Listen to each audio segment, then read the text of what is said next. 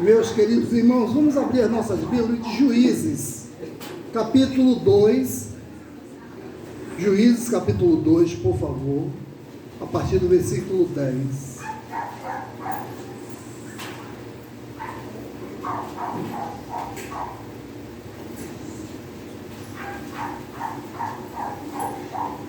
Amém? O amém foi fraco. Juízes, capítulo 2, a partir do versículo 10. Amém. O amém ainda foi fraco. Amém. Amém, irmãos? Amém. O texto diz o seguinte, a partir do versículo 10: foi também congregada a seus pais toda aquela geração, e outra geração após eles se levantou, que não conhecia o Senhor, nem tampouco as suas obras que fizera Israel. Então fizeram os filhos de Israel o que era mal perante o Senhor, pois serviram aos Balaíns,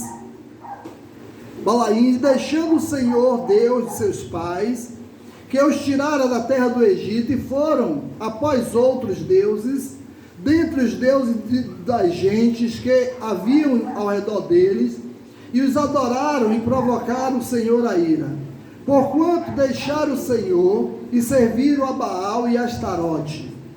Pelo que a ira do Senhor se acendeu contra Israel, e os deu na mão dos espiladores, que os pilharam, e os entregou na mão dos seus inimigos ao redor, e não mais puderam resistir a eles. Por onde quer que saíam, a mão do Senhor era contra eles para seu mal, como o Senhor lhe dissera e jurara, e estavam em grande aperto. Suscitou o Senhor juízes, que os livraram da mão dos pilharam. Contudo, não obedeceram aos seus juízes, antes se prostraram após deuses e os adoraram. Depressa se desviaram do caminho de onde andaram seus pais, na obediência dos mandamentos do Senhor, e não fizeram como eles. Quando o Senhor lhes suscitava juízes, o Senhor era com o juiz e os livrara da mão dos seus inimigos todos os dias daquele juiz. Porquanto o Senhor se compadecia deles antes dos seus gemidos, por causa dos que apertavam e oprimiam. Sucedeu, porém, que falecendo o juiz, rescindiram e se tornavam piores do que seus pais, seguindo após outros deuses, servindo-os e adorando eles. Nada deixavam das suas obras, nem da obstinação dos seus caminhos, pelo que a ira do Senhor se acendeu contra Israel, e disse: porquanto este povo transgrediu a minha aliança, que eu ordeno a seus pais, e não deu ouvido à minha voz, também eu não expulsarei mais de diante deles nenhuma das nações que Josué deixou quando morreu, para que eles, por Israel a prova, se guardará ou não o caminho do Senhor, com seus pais guardaram. Assim o Senhor deixou ficar aquelas nações e não os expulsou, não expulsou logo, nem as entregou na mão de Josué. Amém, queridos? Podem sentar. Uma geração que não conhece a Deus. Quando fala de uma geração que não conhece a Deus, eu penso no nosso momento atual. Nós vivemos em uma geração onde muitas pessoas não conhecem a Deus. Então o texto que acabamos de ler fala a respeito, meus irmãos, das características de uma geração. É um texto bem triste, é um dos textos mais tristes da Bíblia, aonde o povo de Deus era penalizado por quebrar a aliança com o Senhor. O povo de Israel, durante 40 anos, esteve sob a liderança de Moisés. Moisés conduzindo o povo. Depois dele, Deus levanta Josué para conduzir o povo à terra que Deus prometeu. Então, depois que Josué morreu, meus irmãos, a situação piorou em Israel. Israel se perdeu. Então, com a morte de Josué, morreu também uma geração inteira que conhecia o Senhor. Uma geração que obedeceu o Senhor, e levantou-se uma geração que não conhecia a Deus. Josué foi o líder, foi o último líder que conduziu o povo até a prometida. Então, essa geração passou por vários problemas justamente porque não se relacionava com o Senhor. Então, subentendendo o texto, quando nós não nos relacionamos com Deus, automaticamente pagamos um preço alto. Então, chama a minha atenção essa expressão de não conhecia o Senhor. Nós temos uma geração que não conhece a Deus, uma geração que não quer se relacionar com Deus, pessoas que não têm intimidade com Deus. Então, queridos irmãos, eu quero dizer que conhecer o Senhor vai muito além do que muitas pessoas imaginam. Conhecer o Senhor é ter uma experiência com Ele, permitir que essa experiência venha nos influenciar e transformar o nosso modo de viver. Então, muitos precisam ser transformados o seu modo de viver. Então, é triste constatar que a nossa geração, meus irmãos, estamos vivendo em uma geração onde a maioria das pessoas não conhece a Deus. Eu quero dizer que até dentro das igrejas tem pessoas que não conhecem a Deus. É triste isso, mas é a verdade. Então, isso fica claro quando mergulhamos nesse texto, identificamos com as características, como é as características de uma pessoa cuja geração não conhece a Deus, como é as características de alguém que não conhece a Deus. Uma geração que não conhece a Deus não se compromete em fazer o que é reto aos olhos do Senhor. Não faz o que é bom, não faz o que a palavra de Deus manda. Então, se eu não vivo, a minha vida não é pautada com base na palavra de Deus, automaticamente eu não conheço a Deus. Então, tem um versículo no texto, versículo 11, diz: então os israelitas fizeram o que o Senhor reprova, e prestam culto aos Balaíns. Então, observe, meus irmãos, eu vou dizer uma coisa para vocês. Tem muitos crentes brincando, foi para a festa de São João. Tem crente que está curtindo São João, está adorando outros deuses, né? Então, quando a geração não conhece a Deus, vive um estilo de vida voltado apenas para quê? Para a sua alegria, para o seu interesse, para a sua vontade. Então, o seu compromisso é consigo mesmo, o seu compromisso não é com Deus. Vivemos em uma geração onde não tem compromisso com Deus, meus irmãos. Eu queria dizer que o seu desejo é o que vale, é o que essa pessoa deseja que vale. Então, o que importa é a satisfação da sua vontade, o que importa são os seus prazeres, o que importa são as suas alegrias. Então, a vontade de Deus fica para depois, é primeiro eu, segundo eu, terceiro eu. Quando na verdade tem que ser primeiro Deus, segundo Deus e terceiro Deus, né? Então, a vida com Deus requer disposição para fazer o que é bom perante ao Senhor. É preciso fazer o que é bom perante Ele. É preciso fazer algo que agrade a Ele. Então, porém, é muito mais fácil fazer o que é bom diante da sociedade. É muito bom fazer fazer o que é bom para agradar o patrão. Como eu falei, teve festa de João na minha empresa lá. E eu vi irmãos, né? Eu não vou dizer que não são irmãos sim, que estão congregando em algum lugar, mas que estavam lá no meio, preparando a festa. É triste isso. Então, queridos irmãos, entretanto, aquilo que é bom perante os homens, não é bom perante Deus, meus irmãos. Eu quero dizer que isso ficou claro em Israel. Eles se igualaram às nações vizinhas. As nações vizinhas não adoravam a Deus. O que foi que aconteceu? Depois que Josué morre, eles começaram a adorar outros deuses. Então, eles se desviaram do caminho do Senhor. Foram viver baseado nos seus interesses, no seu coração. Então, é preciso, meus irmãos, uma geração que não conhece a Deus, não se compromete em fazer o que é reto aos olhos de Deus. É preciso fazer o que é reto aos olhos de Deus, o que agrada a Deus. Isso agrada a Deus, isso me agrada muito, mas eu não vou fazer não, porque isso não agrada a Deus. Eu vou fazer o que agrada ao Senhor.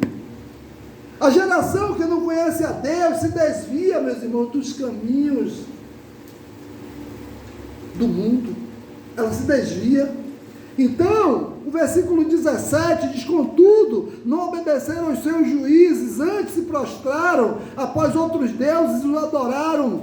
Depressa se desviaram do caminho de onde andaram seus pais, na obediência dos mandamentos do Senhor, e não fizeram como eles. Então observe que o texto diz o quê? Que foi depressa. Eu acho que estava esperando só um vacilo para ir para o mundo, uma oportunidade.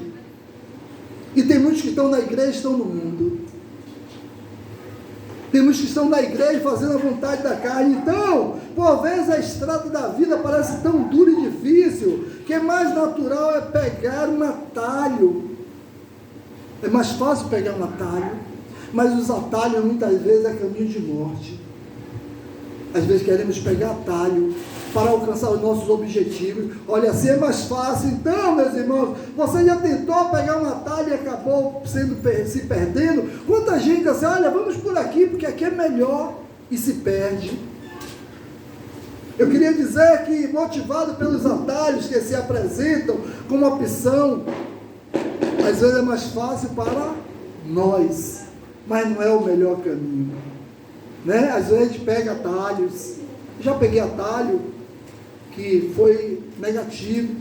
Acredito que talvez alguns aí já pegou atalho que foi negativo também. Então, eu quero dizer, meus queridos irmãos, que essa geração tem perdido o rumo. Por quê?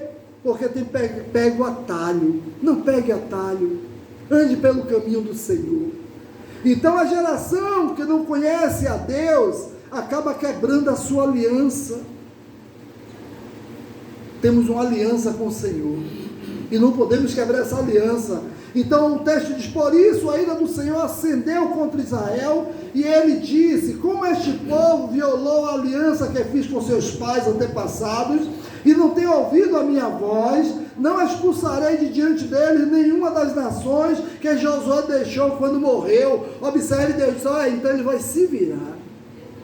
Eles quebraram a aliança comigo, eles não têm um relacionamento comigo, eles são iguais àquele outro povo. Então, meu irmão, o crente que não tem aliança com Deus, ele é igual ao ímpio.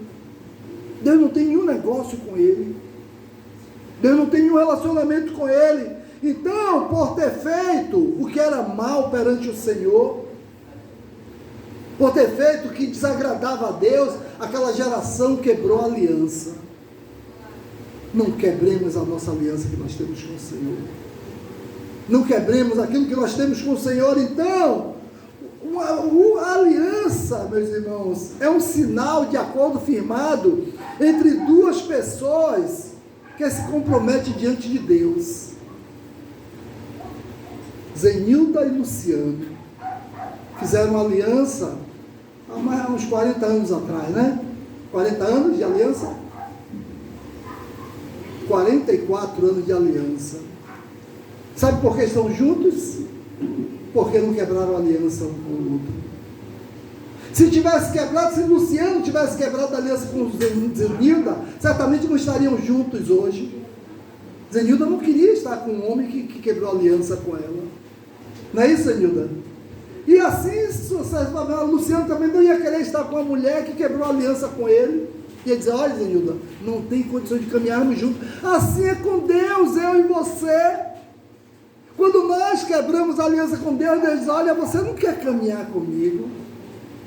Então, queridos irmãos, quando a sua aliança, quebramos a nossa aliança com Deus, nós estamos dizendo a Ele: Senhor, não quero caminhar com o Senhor. E quando é que nós quebramos a aliança? Quando nós vivemos baseado na vontade do nosso coração. Nós não queremos agradar o coração de Deus. E uma aliança de um casal ele só vai viver até o final, sabe quanto? Quando um quer fazer o outro feliz. O homem não casa com a mulher para ela fazer, ele casa com ela para fazer ela feliz. E assim sucessivamente. Então, quando nós fazemos a nossa aliança com Deus, eu quero fazer Deus feliz. E Deus quer me fazer feliz. E automaticamente essa aliança, ó, ninguém quebra essa aliança. Não quebra. Então, queridos irmãos, eu quero dizer que a aliança é um sinal de acordo firmado entre duas pessoas que se comprometem diante de Deus em viverem juntos a qualquer circunstância que só a morte pode separar. Então, só a morte. Então, quer dizer que quando isso não acontece, ocorre a quebra de aliança. Mas eu quero dar uma notícia muito melhor do que essa. A nossa aliança com Deus nem a morte separa. Amém. Porque quando nós morremos, nós vamos para Ele, né? E nós que temos aliança com Ele, nós vamos para Ele um dia, vamos estar mais próximos, né? Então, queridos irmãos, Israel havia se comprometido em servir ao seu Deus, em viver unido ao seu Deus até a morte, porém eles quebraram. Eles disseram a Deus: Senhor, vamos viver juntos, vamos caminhar juntos, eu quero estar com o Senhor. Mas chegou um dado momento que foi que Israel fez? Israel foi adorar outros deuses, Israel se prostituiu. Quem está adorando a João agora é um prostituto, uma prostituta. Está se prostituindo, porque Deus é o nosso Deus. Quando prostituição não é só um homem quando trai uma mulher, não. Quando a gente traímos Deus também, a gente está se prostituindo. Estamos adorando outro Deus, porque Ele é o nosso Senhor. Então, queridos irmãos, como está a sua aliança com o nosso Deus? Como está a sua aliança? Como está a sua aliança? Um dia que aceitamos a Jesus, meus irmãos, no dia que nós levantamos a nossa mão, nesse dia nós dizemos a Jesus assim: olha, estou fazendo uma aliança com o Senhor. Quando a gente levanta a mão assim, ó, sabe o que acontece? A aliança entra no nosso dedo. O Senhor vem e coloca a aliança. Você já viu alguém aceitar Jesus com a mão assim? Não, todo mundo, né, aberto. Ele vem, coloca a aliança. Você tem uma aliança comigo agora. A mesma aliança que está em minha mão está na mão dele também. É uma aliança de fidelidade. E uma coisa que eu vou dizer, meus irmãos, eu posso falhar, mas Ele não falha. Ele é fiel. Ele cumpre a sua palavra. Então, a geração que não conhece a Deus enfrenta as sérias consequências, paga o preço por abandonar o Senhor. Observe, sempre que os israelitas saíam para a batalha, a mão do Senhor era contra eles para derrotá-los, conforme lhes havia advertido e jurado. Grande angústia os dominava. Então, precisamos compreender que as nossas atitudes geram o quê? Consequências. Meu irmão, toda vez que você for fazer algo, isso tem uma consequência. Eu vou pagar um preço por isso. Ou vai ter uma consequência boa ou ruim. Depende da forma como eu faço. Então, como é maravilhoso, o escritor de Hebreus, ele nos adverte em Hebreus 10:31, ele diz: horrenda coisa cair na mão do Deus vivo. É complicado quando caímos na mão desse Deus. Então, como é maravilhoso, meus irmãos, contar com o fervor do Senhor, com a bênção dele. Então, como é triste contar com a reprovação do Senhor, pela vida que eu tenho levado, pela vida que você tem levado. Você está contando com a bênção ou com a reprovação do Senhor? Né? Então, vai depender de quê? De que geração eu estou. Eu estou na geração que quebrou a aliança, ou eu estou na geração que tem uma aliança com o Senhor? Então, isso acontece porque aquela geração não conhecia a Deus, nem se comprometia com Ele. Então, eles quebraram a aliança. Então, a nossa aliança precisa estar o que é forte. Então, uma geração que não conhece a Deus torna-se inconstante em seus caminhos. Sabe o que é uma coisa inconstante nos caminhos de Deus? Hoje é crente, amanhã não é mais. Depois da manhã estou na igreja, no outro dia não sou mais cristão. Hoje estou na igreja, amanhã eu estou na festa de João. Carnaval chegou, estou no carnaval. Carnaval passou, estou na igreja. Isso é inconstância. Tem gente assim? Tem gente assim, meus irmãos. Então, eu quero dizer que diz o texto, né, em Juízes 2, 18 e 19, diz o seguinte: quando o Senhor lhe suscitava juízes, o Senhor era com o juiz e os livrava da mão dos seus inimigos, todos os dias daquele juiz, porquanto o Senhor se compadecia deles, antes dos seus gemidos que por causa dos que os apertava e oprimia. Sucedia, porém, que falecendo o juiz, reincidia e se tornavam piores do que os seus pais, seguindo após outros deuses, servindo e adorando-os. Eles nada deixavam das suas obras, nem da obstinação dos seus caminhos. Então observe que o texto diz que quando ia mal, eles clamavam e buscavam o Senhor, que se compadecia deles e mantinha eles vivos, né? Quando tudo ia bem, abandonavam o Senhor. Tem gente que está na igreja e aí ora: Senhor, estou desempregado, meu Deus. Conheço pessoas assim: meu Deus, me dá um emprego, me abençoa. Deus aí dá um emprego quando está empregado, e aí está abençoado, arranjou um namorado, uma namorada, está trabalhando, está tudo bem. Ó, hoje eu não tenho mais interesse em continuar na igreja, não. E aí quando a coisa aperta, sabe o que é que faz? Volta para o Senhor. Senhor, estou aqui, estou de volta. Então, queridos irmãos, a falta de um conhecimento profundo de Deus leva a um relacionamento superficial com Ele. Então, quem não tem um relacionamento profundo com Deus tem um relacionamento superficial. O superficial é aquele que é por cima. É como o álcool que a gente pega, bota na vasilha e aí joga, o fogo fica na superficialidade. Se você abafar ali, acabou o fogo, porque ele não está em profundidade. Então, queridos irmãos, tornamos-nos religiosos e até cumpridores dos nossos deveres, mas ocos e vazios por dentro. Tem muito crente assim que cumpre o seu dever, mas por dentro está vazio.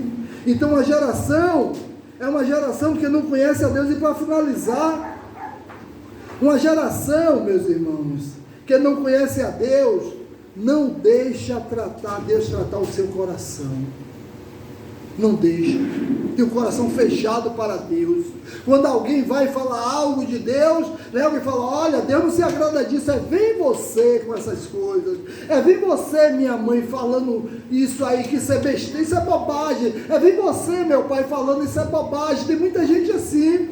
Vem você, mulher, falando isso aí não tem nada a ver. Então não deixa Deus tratar. Não abre o coração, não para e diz: poxa, realmente eu tenho feito isso. É verdade, eu não devo fazer. Então, meus queridos irmãos, uma geração que se recusou a ser tratada por Deus. Existe a geração, e essa geração depois de Josué foi uma geração assim que não se permitiu. Então, uma geração que contentou com a maquiagem, se contentou com um sepulcro caiado, que é o que a gente vê. O sepulcro caiado é assim, por fora ele é lindo, né? Muita gente reveste ele todo de granito, bota umas imagens de escultura linda, uns anjos lá por fora, mas por dentro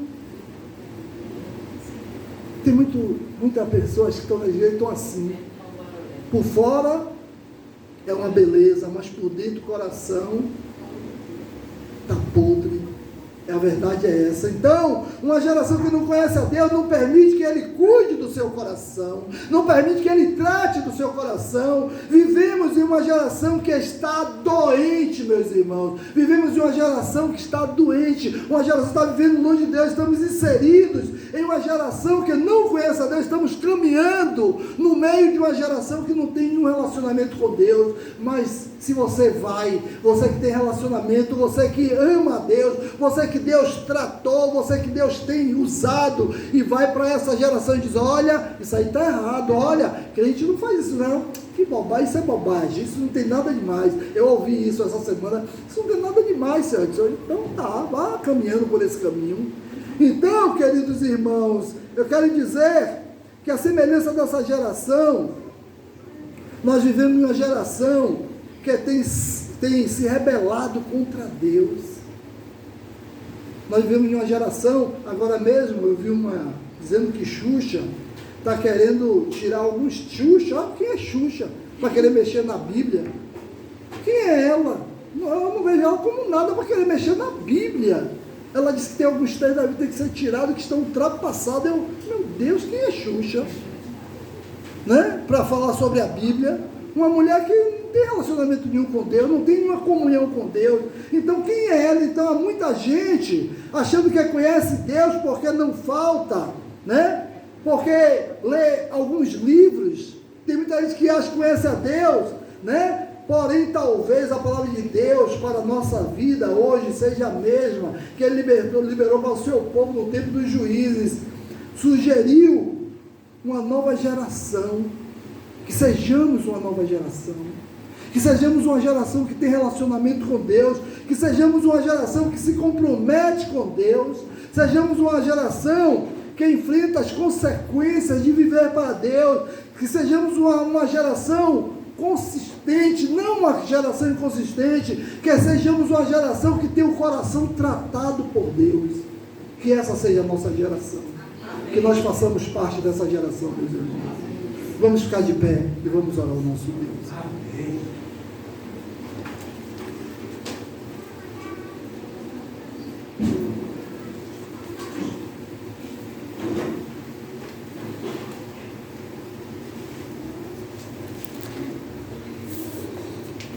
Vamos orar nesta hora. Senhor, nosso Deus e nosso Pai, nós te agradecemos, Senhor Deus, por esta manhã, Pai. Senhor Deus, essa igreja aqui, Pai, é sua, Pai. Esse povo é seu, Senhor Deus.